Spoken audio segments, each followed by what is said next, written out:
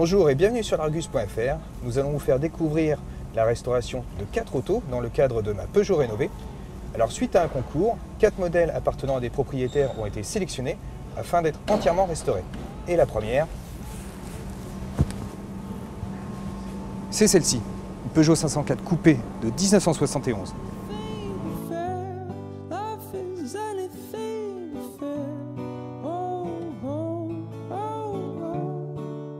La première étape consiste à vérifier les organes de sécurité. Donc en fait, les étriers de frein arrière ont été changés. Le mètre-cylindre également a été changé.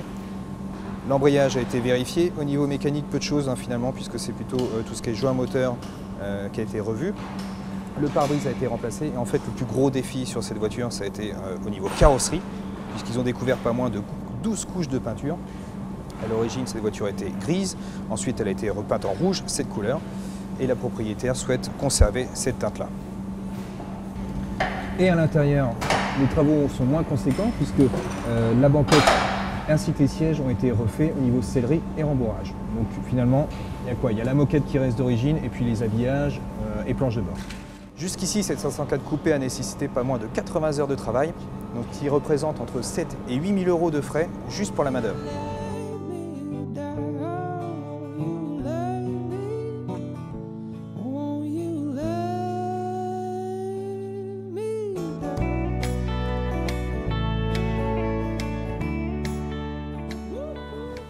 Donc voici avec une deuxième 504. Donc ici c'est une version V6 de 78, donc une phase 2.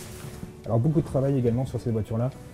Les flexibles de frein ont été remplacés, purge du système de freinage évidemment, les 4 amortisseurs, le silencieux arrière, les 4 jantes ont été refaites également. Du travail également dans l'habitacle, puisque les selleries ont été refaites. En fait, il n'y a quasiment que les garnitures de porte qui sont à changer. Mais la mauvaise surprise sur cette voiture, ça a été la carrosserie. Puisqu'ils ont découvert pas moins de 13 couches de peinture, donc c'est quand même assez conséquent. Beaucoup de petites bosses, les facettes aussi qui ont dû être récupérées. Mauvaise surprise également au niveau de l'aile avant gauche, puisqu'ils ont retrouvé de la mousse polyuréthane et de la résine, donc il a fallu redécouper des parties d'aile ici et là. Donc quand la voiture sera complètement terminée, elle aura totalisé au moins 200 heures de travail. Pour rénover ou restaurer un véhicule, il vous faut évidemment des pièces de rechange. Alors nous sommes ici dans une véritable caverne d'Alibaba, on a pas moins de 14 000 références. Nous sommes en fait dans le bâtiment pièces de rechange du musée de l'aventure Peugeot. Alors Peugeot maintenant refabrique des pièces, également plutôt des pièces de véhicules Youngtimer parce que c'est ce qui marche en ce moment et on pense évidemment à la 205. Donc ils refont les contours d'aile de la version GTI. Ils pensent évidemment à toutes les 205 puisqu'on peut avoir ce logo qui est neuf. Et ensuite, ils vont s'attaquer à tout ce qui est série 6, donc 106, 306, 406, en commençant par les éléments de carrosserie et ensuite les éléments de sécurité. Et si vous avez besoin de pièces pour votre vieille Peugeot, vous pouvez aller directement sur le site internet qui est dédié, piècesderechange-classique.com.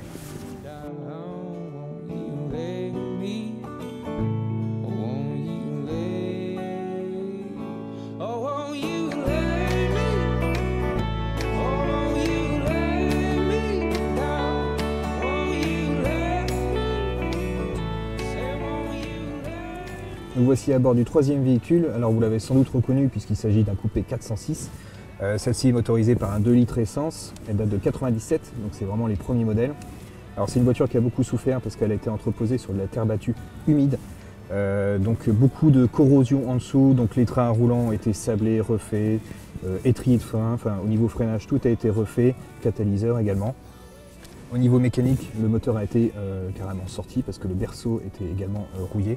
Et il a profité en fait d'une très bonne révision puisqu'il y a eu embrayage, bougie, pompe à eau, etc. Tous les joints ont été refaits. Au niveau carrosserie, il y avait également beaucoup de travail. Les boucliers avant et arrière qui sont difficiles à trouver. Il a fallu décaper la peinture, refaire un voile. Ensuite à l'intérieur, sellerie, donc les sièges avant, la banquette arrière. Et puis des petits détails comme les grilles d'enceinte sur la planche de bord. Donc jusqu'ici, on en est à plus de 150 heures de travail, mais ce n'est pas fini puisqu'il y a encore des pièces à retrouver. On a un volant à changer, un pommeau de vitesse et également les flasques de frein arrière qui sont très difficiles à trouver. Donc en plus de ces 150 heures de travail, il faut ajouter pas loin de 8 000 euros de pièces.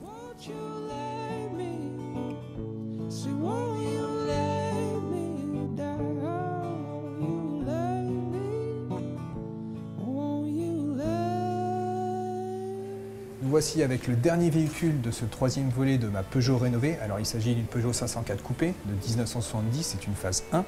Alors dessus il y a un petit peu de mécanique à faire, un petit peu de sellerie, mais le gros chantier c'est la carrosserie, ou plutôt de tôlerie, puisque c'est un véhicule qui a été mal réparé auparavant. Donc, ce qui fait qu'il y a de l'eau qui s'est introduite dans cette partie-là, donc il a fallu découper énormément d'éléments au niveau de l'aile avant droite, au niveau de l'aile avant gauche. De toute façon, on a un tas ici de pièces découpées qui sont assez importantes, donc il a fallu refaire beaucoup de pièces à la main. Donc là, jusqu'ici, cette voiture a nécessité 200 heures de travail et c'est pas fini. J'espère que cette vidéo vous aura plu et qu'elle vous donnera envie de conserver et de prendre soin de votre ancienne Peugeot. Sur ce, moi je vous donne rendez-vous sur largus.fr pour découvrir les véhicules terminés et assister également à la remise des clés qui aura lieu le 18 mars prochain. Et je vous invite à laisser vos commentaires et je vous dis à bientôt sur largus.fr. Ciao! Pour vous. Alors si vous voulez retrouver des pièces de change pour votre vieille 205, vous pouvez aller voir sur le site internet qui est dédié, sur le site...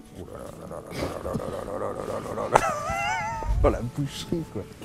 Alors nous sommes ici dans une véritable caverne d'Alibaba. Attends, parce que la caverne... Moi je vous donne rendez-vous sur largus.fr pour découvrir les autos terminées, ainsi que la remise des clés qui aura lieu le 18 décembre.